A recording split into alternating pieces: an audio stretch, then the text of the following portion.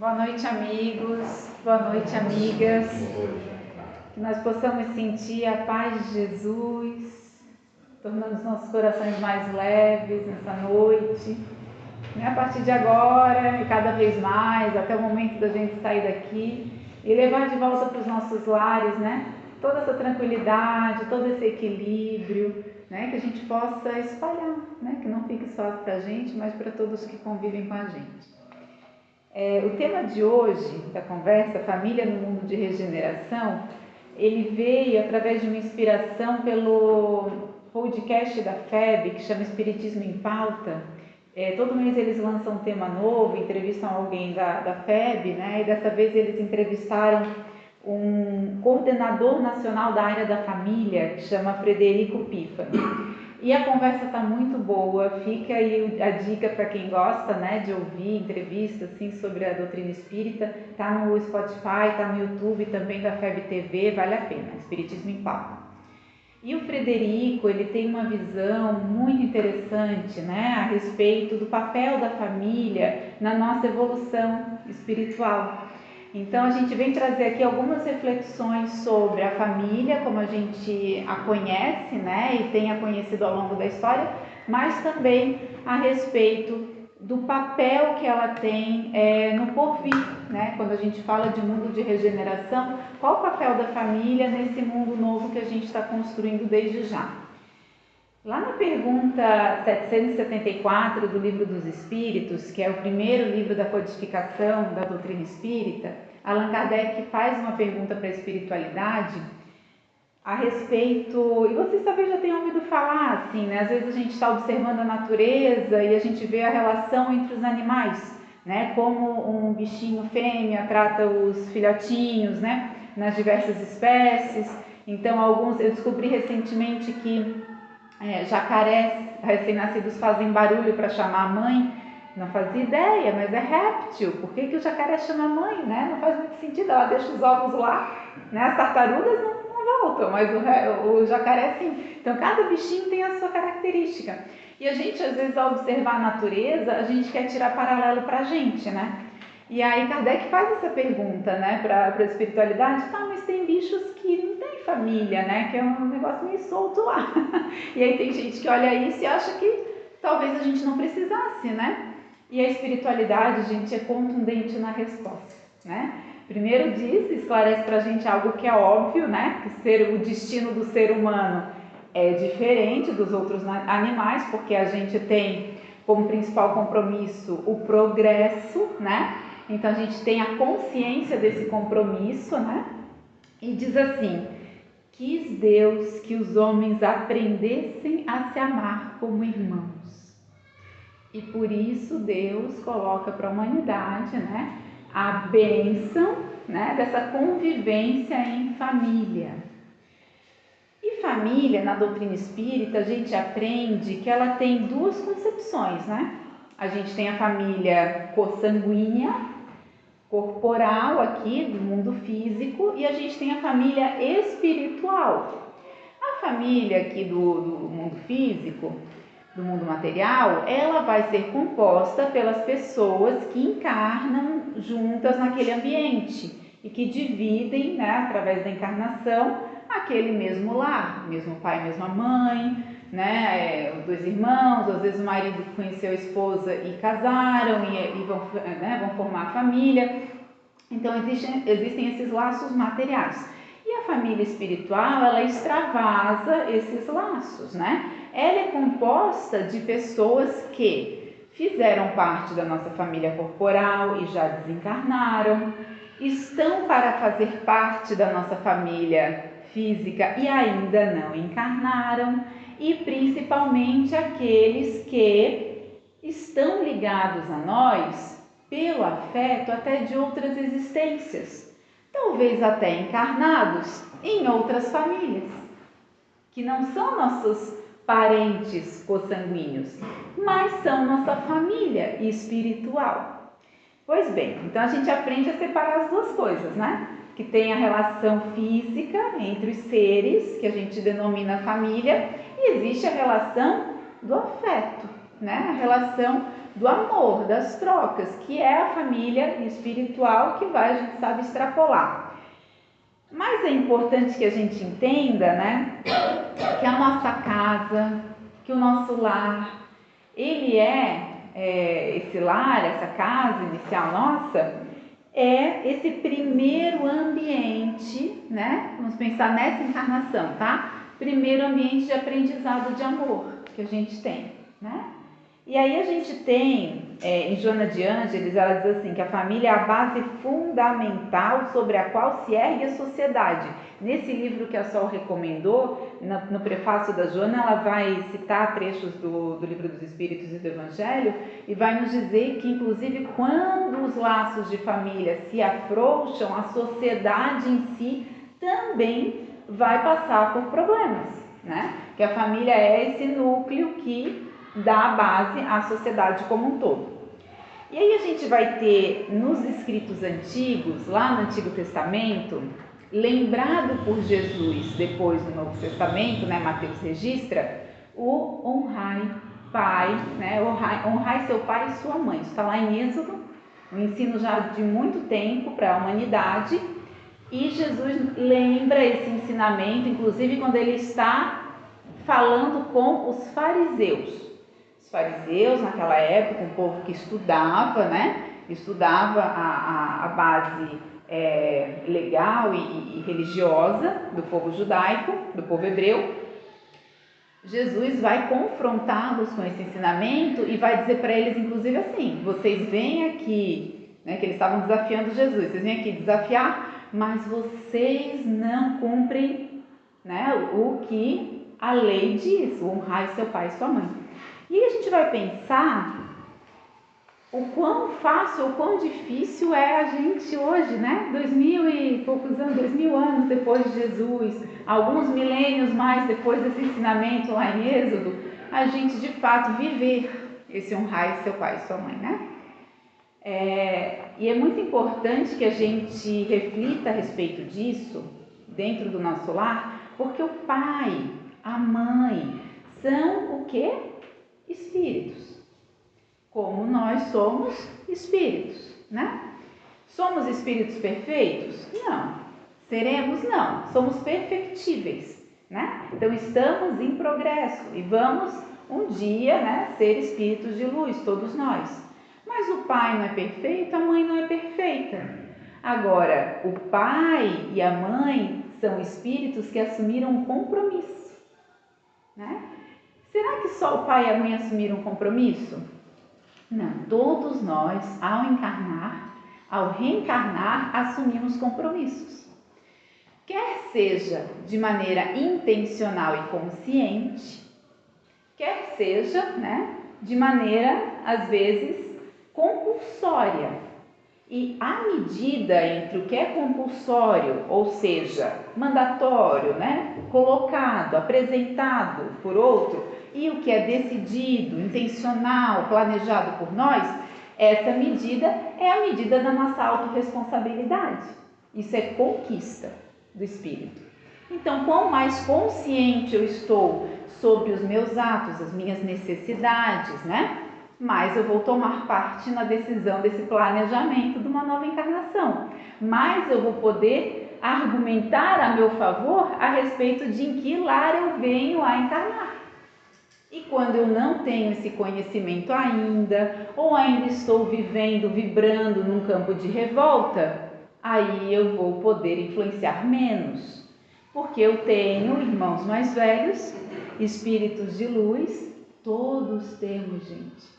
Espíritos de luz que olham por nós, irmãos mais velhos que olham por nós, anjos guardiões que olham por nós, e eles vão olhar por nós e vão nos ajudar a tomar essas decisões, ou vão até, num período em que se estivermos adormecidos moralmente, vão tomar certas decisões para o nosso benefício. Então, independente do cenário, se decidimos intencionalmente ou se foi decidido por amor a nós, nos encontramos num lar com pai e mãe, ou com a mãe, né, ou com o pai, independente da circunstância, ou sem pai e sem mãe, embora tenhamos, né, os tenhamos na concepção, nem todos os têm na criação, mas nos encontramos num cenário, numa circunstância que é certamente a mais adequada para nós. Aquela que foi planejada com muito amor para o nosso desenvolvimento, para o nosso progresso, de acordo com a nossa necessidade. Então, dentro de casa, no nosso primeiro lar, a gente tem o encontro com as nossas necessidades, com o nosso compromisso. Compromisso por quê? Mediante ações que fizemos, tomamos, deixamos de tomar no passado e necessitamos de determinados aprendizados para avançar. Então, eu vou ter ali no lar um misto entre pessoas que estão ali para me ajudar, pessoas que estão ali para que eu ajude, né? É um misto nesse lar, né? E aí, nós encarnamos então cercados dessas oportunidades. E é bom que se diga, gente, que não há acaso, que Deus não se engana e que não existe encarnação pela chance ou encarnação que a pessoa veio pensando em cometer um equívoco ou cometer um mal, ou não existe isso. Encarnou, havia ali um compromisso de bem, do bem, de fazer o bem, de progredir. Se há desvios, e há desvios, porque estamos, afinal de contas, né, num planeta de provas e expiações. Por mais boas intenções que a gente tenha, nem sempre a gente tem a capacidade de executar esses planos. Temos o nosso livre-arbítrio e nem sempre a gente faz boas escolhas, né? Somos crianças espiritualmente falando ainda. Cometemos erros, cometemos equívocos. Os pais cometem erros, cometem equívocos. Né? Muitas vezes a gente tem no lar o abandono, seja do pai, seja da mãe, a falta de compromisso, a presença do egoísmo, a presença do orgulho. Isso nada mais é do que um retrato do nosso planeta, né? Do estado de evolução em que nós estamos. Independente, gente, cabe a nós julgar, cabe a nós nos revoltarmos mediante essas situações, cabe a nós compreender, cabe a nós abençoar, cabe a nós, acima de tudo, aceitar e fazer o nosso melhor com a situação na qual a gente se encontra. Esse é o nosso compromisso na família. É a gente fazer o melhor na situação em que a gente se encontra. E a gente nunca sabe. A gente acha que a melhor situação, às vezes, é a situação que a gente tem a expectativa de determinadas condições materiais ou de determinados cenários afetivos, né? Porque o meu lar é de ponta cabeça, Emília, você não sabe do que você está falando, que você não conhece meu irmão, né? Todo mundo tem, né? O Frederico, esse coordenador da área da família, ele usa uma metáfora que ele depois até pede desculpa, ele diz, não é uma boa metáfora, mas eu gostei, vou falar para vocês. Ele diz assim, é como se a gente, quando vai morar sozinho, né? A pessoa quer morar sozinho, quer morar sozinho. Daí liga para a mãe, seguinte, tá acontecendo umas coisas meio estranhas aqui em casa. Eu ponho o prato na pia e o prato fica sujo ainda, não sai da pia. Eu paguei uma conta, no outro mês veio mais uma conta igual, e no outro mês de novo. Ô mãe, tem alguma coisa muito estranha acontecendo nessa casa, né? Então ele diz assim, na nossa família, os pratos sujos são aquelas relações que cabe a nós limpar. Não vai vir o anjo da guarda e lavar a nossa louça por nós. Cabe a nós limpar a nossa louça. A gente não lembra, mas a gente foi pelo menos corresponsável por sujar esse pratinho lá atrás. Ou deixou ele lá na pia, fingiu que não estava lá. Mas uma hora a gente se encontra com ele. E aí, pode ser que a gente não se encontre com a pessoa, né? Mas o resgate ele é necessário, às vezes em situações semelhantes para o nosso aprendizado. Não era exatamente com aquela pessoa, porque o encontro naquele momento às vezes vai ser mais danoso do que benéfico. A espiritualidade está sempre olhando o nosso bem. Mas a gente se depara com aquela situação de novo, com outra pessoa para se resolver. E aí, quando eventualmente a gente encontra com a pessoa, seja nessa encarnação ou em outra, a gente já está em outra situação, a gente já aprendeu e já viu assim, puxa, nem essa situação já passou.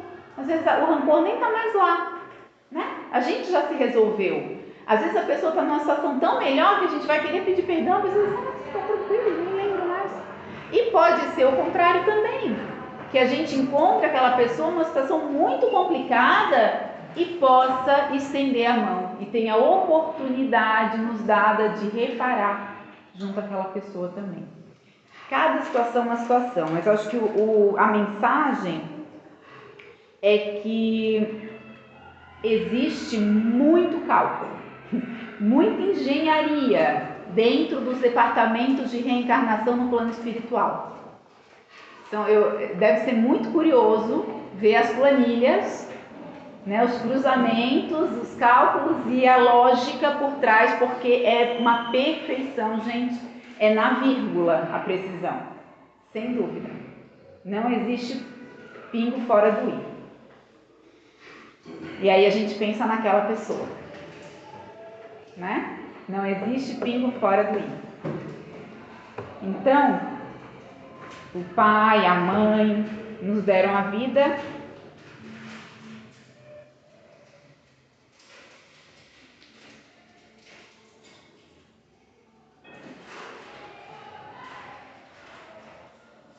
Desculpa, eu me emocionei um pouquinho aqui. Nos deram a vida nessa encarnação. São espíritos, como a gente falou, que recebem outros espíritos, né? E que vão exercer, vão ter a oportunidade de exercer a renúncia. E que vão fazer o melhor que eles podem. Sempre. E aí a gente vai ter situações, gente, que às vezes é difícil a gente entender. O abandono, a orfandade, né? Tantas situações. E a gente tem que compreender que às vezes aquela situação também era o melhor que aquela pessoa podia fazer naquele momento. Era o que ela conseguiu fazer. E tudo bem. Tem relatos de espíritos, gente, que estão na 4ª tentativa de encarnar pela mesma mãe. E que finalmente consegue. Aí é abandonado o bebezinho, mas conseguiu encarnar. As outras 3 tentativas não tinham conseguido. Então, a gente tem que ter a noção mais ampla, que a gente não tem. A gente tem que refletir a respeito dessa verdade, que a gente não tem a visão do cenário completo. A gente está vendo um pedacinho. E isso pede para a gente, né, a indulgência. Pede para a gente essa condição de ter compaixão com o outro. Né? Tem uma mensagem muito bonita no Evangelho, no capítulo 10, do Espírito José, um espírito protetor, em que ele fala assim, que a indulgência não vê os defeitos de outrem, ou se os vê, evita falar deles, divulgá-los. Ao contrário, oculta-os, a fim de que não se tornem conhecidos, senão dela unicamente. E se a malevolência, que ele falar mal, né, os descobre, tem sempre pronta uma escusa para eles. Escusa plausível, séria, não daquelas que com aparência, né, de atenuar a falta, mas que a evidenciam, né, com intenção. Ó homens, quando será que julgareis os vossos próprios corações, os vossos próprios pensamentos, os vossos próprios atos, sem vos ocupardes com o que fazem vossos irmãos. Então, às vezes, a gente é muito rápido em achar culpados, em apontar dedo, né? Mas antes desse movimento, a gente precisa pensar na nossa participação naquela situação. E no mínimo, o que a ação do outro fala sobre mim? O que a ação do outro inspira e melhora que eu posso estar desenvolvendo em mim? Né? Mais do que cobrar do outro, né? Ele até termina assim: sede indulgentes, meus amigos, porquanto a indulgência atrai, acalma, ergue, ao passo que o rigor desanima, afasta e irrita. Será que a gente está sendo mais indulgente em casa ou mais rigoroso? Né? Fica essa reflexão para a gente. Então, é sobre priorizar o amor.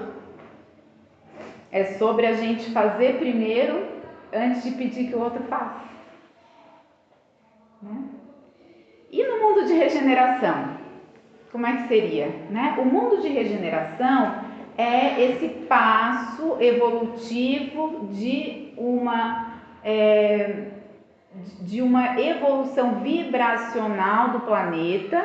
E quando a gente fala de um passo vibracional, né, um passo acima, a gente está falando de pensamentos, sentimentos e atitudes melhores do que de uma coletividade de todos nós. Quando o bem for mais significativo em volume na Terra do que o mal, a gente vai saber que atingiu esse estágio de mundo de regeneração.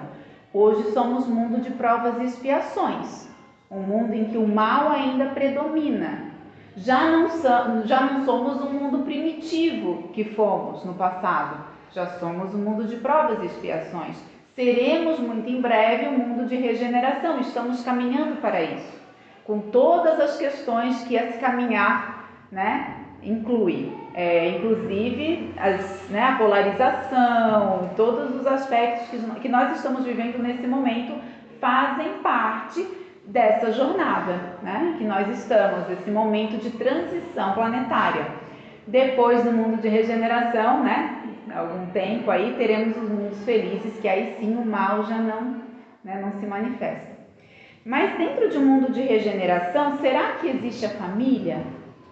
Com tudo que a gente falou sobre a importância da família para o nosso progresso, será que ainda há a presença das famílias no mundo de regeneração? O que vocês acham? Sim, né? Sim. Será que a família teria uma configuração semelhante à que a gente tem hoje? Olha, sobre isso é muito interessante, porque nos convida a refletir a respeito do conceito de família universal, né? Na família, num ponto de vista de que somos todos irmãos, filhos de um mesmo Deus. E aí, quando a gente fala de família no mundo de regeneração, a gente vai ter uma configuração muito parecida das famílias que são relatadas para a gente nas obras de André Luiz, né, de Emmanuel, lá no plano espiritual. Tem uma passagem no Nosso Lar em que André Luiz visita a casa de Tobias. E Tobias, apresenta André Luiz para duas senhoras. Uma chama Hilda e a outra Luciana. Uma a primeira esposa na encarnação anterior e outra a segunda esposa. Depois que Hilda desencarna, Tobias faz um novo consórcio e casa-se novamente. E lá no mundo espiritual, Tobias está convivendo com ambas na mesma casa. E isso, quando a gente lê no Nosso Lar a primeira vez, a gente pensa assim, muito tranquilo, muito normal, muito calma essa relação, né?